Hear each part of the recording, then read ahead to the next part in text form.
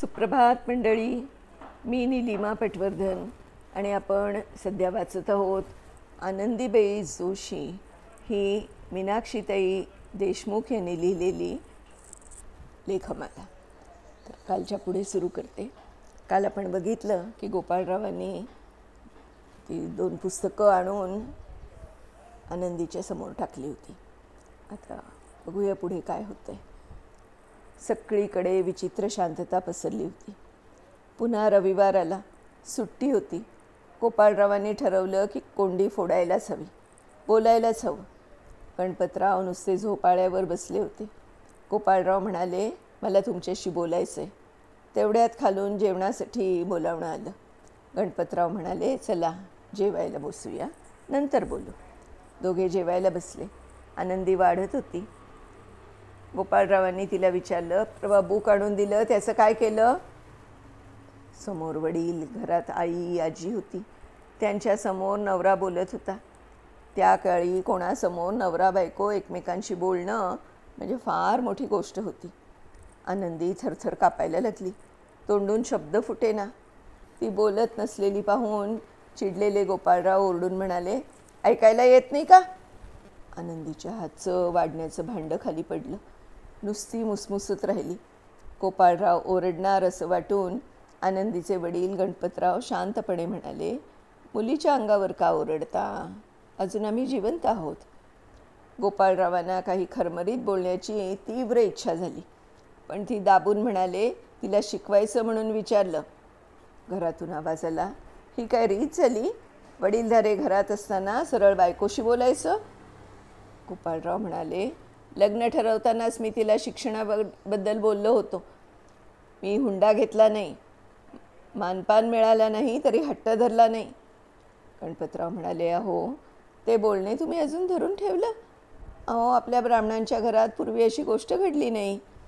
त्यांच्या आई म्हणाल्या, पोरीच्या मागे नुसता घोर लावू नका. आपली पहिली बायको शिक्षणापायी मेली, तसं आनंदीच्या बाबतीत होऊ नये असं वाटतं. ती बुक्कं दिली मी गोठ्यात टाकून. गोपाळराव अर्ध्या जेवणावरून उठले, गोठ्यात गेले. बुकं बैल खात होती. ते पाहून त्यांचा संताप अनावर झाला, पण त्यांच्या स्वभावानुसार ते तिरकस बोलले. म्हणाले, तुम्ही लग्नाच्या वेळी मला शब्द दिला होता. गणपतराव म्हणाले, अहो बाईशी जात, शिकून कसं चालेल? स्त्रीनं घरकामात स्वयंपाकात दक्ष असावं. तिनं नेहमी घरातच राहावं. परपुरुषाचा वाराही तिला लागू नये. स्त्रिया लिहायला वाचायला शिकल्या तर तिला परपुरुषांशी बोलावं बसावं लागेल. त्यामुळे व्यभिचार वाढेल. आपल्या धर्माप्रमाणे नवऱ्याला बायकोची जबाबदारी जन्मभर घ्यावी लागते. आतून मुलीची आजी बाहेर येऊन वाटेल तशी बोलू लागली. आणखी जावयाचा अपमान व्हायला नको म्हणून गणपतरावांनी जावयाला माडीवर नेलं. आजीचं बडबडणं सुरूच होतं. आधी त्यांना या सगळ्याची गंमत वाटली, पण नंतर त्यांना एकदम उदास वाटायला लागलं. वाड्यात सगळीकडे निजानीज झाली. त्यांना आनंदीचा भयंकर राग येऊ लागला. आपण कशासाठी लग्न केलं आणि इथे राहून उपयोग काय? जर आनंदीला शिकवू शकत नसलो तर मग इथे राहण्यात अर्थ तरी काय? त्यांना या बुरसट विचार असलेल्या घराची किळस आली. स्त्रीनं काय फक्त रांधा वाडा उष्टी काढा आणि डझनावारी मुलं पैदा करा, एवढंच तिचं जीवन असावं? मग आपणही या समाजव्यवस्थेचा एक अंग व्हायचं का? मग आपल्या स्वप्नांचं काय? ते खडबडून उठून बसले. मनानं ठरवलं या अशा बुरसट वातावरणातून बाहेर पडायचं. त्यांनी आपले कपडे पिशवीत भरले आणि हलक्या पावलांनी दिंडी दरवाजा उघडून अंधारातच रात्री स्टेशनवर पोचले. गाडी पकडून ठाण्याला आले. आपल्या असे अचानक नाहीसे होण्याने सासूरवाडीत कल्याणला किती गोंधळ उडेल, कशी शोधाशोध होईल. आनंदीच्या डोळ्यांना धार लागेल. 1-2 दिवस 7 म्हणता गणपतराव एक दिवशी तिथे येऊन पोचले आणि आपल्याला चालल्याबद्दल गळ घालण्यात येईल असं त्यांना वाटलं. पण हे सगळं सरळ सोपं व्हायला त्यांना नको होतं. आनंदीला खूप मानसिक त्रास व्हायला हवा होता. भीती वाटायला हवी होती. जोशी मंडळींची झोप नष्ट व्हायला हवी. काहीतरी अघटित करायला हवं होतं. आंघोळ केली, जेवण केलं आणि ते ऑफिसला गेले. पण कामात लक्ष लागत नव्हतं. त्यांनी पत्र लिहायला घेतलं. सुरुवातीला त्यांनी नाटकीपणे माफी वगैरे मागितली. मी तुमच्या खानदानी कुटुंबाच्या पात्रतेचा नाही वगैरे वगैरे. दुसऱ्या परिच्छेदात लिहिलं, तुमची मुलगी परमपवित्र आहे, मीच पापी आहे. माझे जीवन तिच्याशी बांधलं गेलं, हेच तुमचं दुःख आहे ना? मग मी तिच्या जीवनातून बाजूला व्हायचं ठरवलं आहे. मी आत्मघात केला तर ती मोकळी होईल, पण नाही. आपल्या हिंदू धर्माप्रमाणे एकदा पती पत्नीची गाठ पडली की ती वज्रलेप होते. मी आत्मघात करूनही काही उपयोग नाही. पती मृत झाल्यावरही पती पत्नीचं नातं कायम राहतं. मी गेलो तरी तिची सुटका नाही, हे लक्षात आल्यावर जीव देण्याचं रद्द केलं. आत्महत्या करून उपयोग नाही. तुमच्या मुलीची तर माझ्यापासून मुक्तता व्हायला हवी. हा तिढा सुटण्याचा मला दुसरा मार्ग सुचला आहे. धर्मत्याग केला तर आत्मघात केल्यासारखंच आहे. धर्मांतर केलं तर आत्मस्वकीयांसाठी तो मृतवतच ठरतो. म्हणून मी धर्मत्याग करून ख्रिस्ती धर्म या 4-8 दिवसात स्वीकारायचा विचार पक्का केला आहे. आज मी हिंदू आहे म्हणून तुमचा जामात. जावई. उद्या तोही नसेल. पत्र पाठवून दिलं.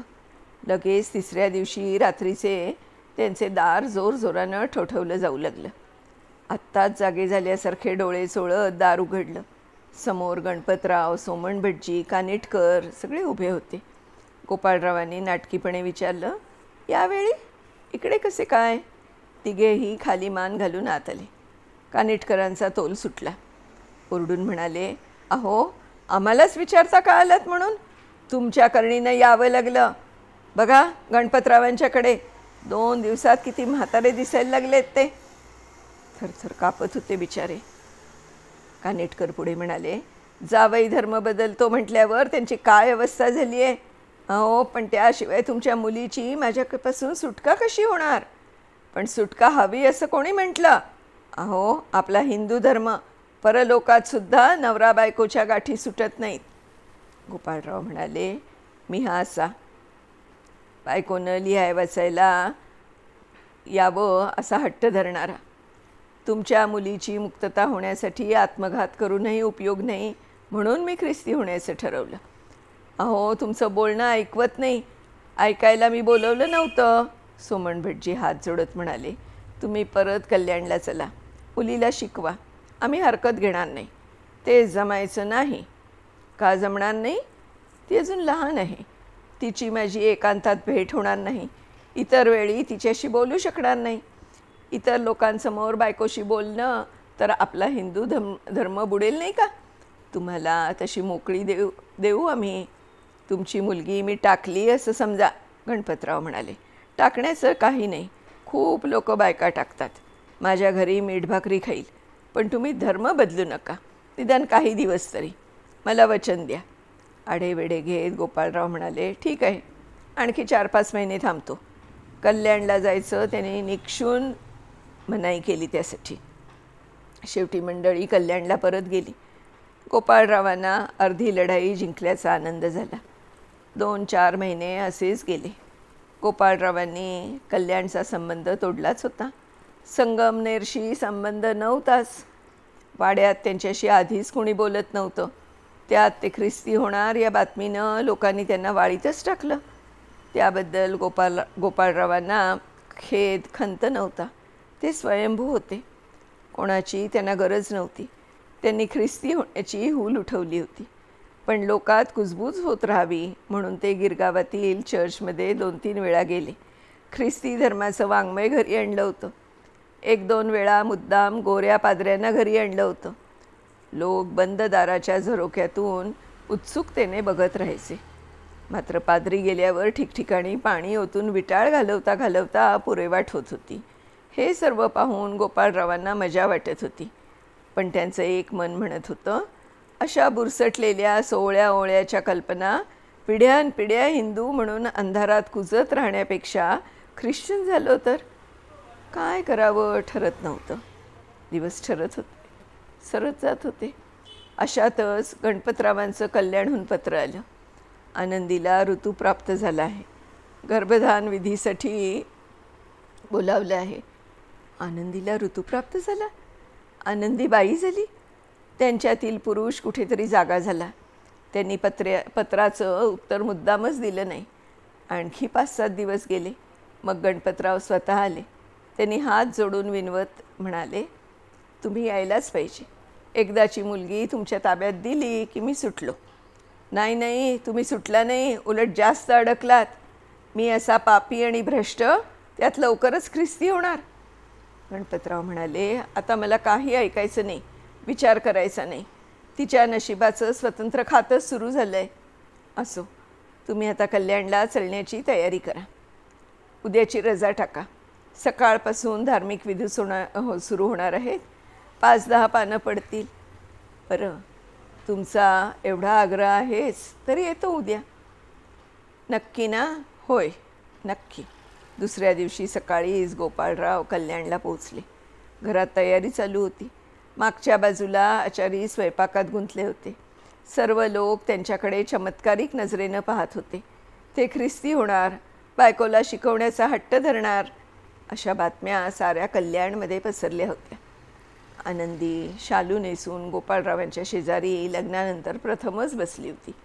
चोरट्या नजरेनं गोपाळराव तिच्याकडे पाहत होते. ती एखाद्या बाहुलीसारखी छोटी दिसत होती. सर्व विधी यथासांग पार पडले. हळूहळू रात्र झाली. आनंदीच्या आईनं दोघांना शेजारी बसवून आनंदीची ओटी भरली. नंतर गोपाळराव माडीवर गेले. खोली शृंगारली होती. ते विमनस्क होऊन खोलीत फेऱ्या घालू लागले. पहिल्या बायकोची आठवण झाली. प्रत्येक जुने प्रसंग नव्यानं साकारले. थोड्या वेळानं जरीचं लुगडं नेसलेली, हातात चांदीचं तांब्या भांडं, केसात गजरा माळलेली आनंदी खोलीत प्रवेशली आणि बाहेरून दार लावलं गेलं. दाराजवळ थरथर कापत आनंदी उभी होती. त्यांनी निरखून आनंदीकडे पाहिलं. नुकतीच ऋतुस्नान झालेली, अवयव फार कोवळे दिसत होते. ती एखाद्या निर्जीव बाहुलीसारखी भासत होती. त्यांना चमत्कारिक वाटलं. झाड एकदम पठावं तसा त्यांच्या मनातला शृंगार एकदम नेवला. मनात नुसता पुरुष राहिला. ओरडून म्हणाले, पुढे ये. थरथर कापत आनंदी पुढे येऊन मान खाली घालून उभी राहिली. ते खेकसले. तांब्या भांडं खाली ठेव. ते पुढे होऊन तिच्या पाठीवर हात ठेवला. ती मुसमुसू लागली. रडायला काय झालं? मी खातो की काय तुला? रडणं बंद झालं. आनंदी नुसतीच उभी होती, कोमेजलेली. तिला पलंगावर निजवत म्हणाले, इतकं घाबरायला काय झालं? किती रडतेस? केवढा घाम आलाय? त्यांना स्वतःचाच फार राग आला. आणि समोर 11-12 वर्षाच्या मुलीचाही. मनातला पुरुष फार आरडाओरडा करायला लागला. खेकसूनच सांगितलं, रडू नकोस, नीट नीस. मंडळी, आज आपण इथे थांबणार आहोत. आता याच्या पुढचा जो भाग आहे तो आपण उद्या वाचूया. पण आनंदीबेनचं जीवन खरंच फार कठीण आहे हे मात्र लक्षात येतं ह्याच्यावरनं.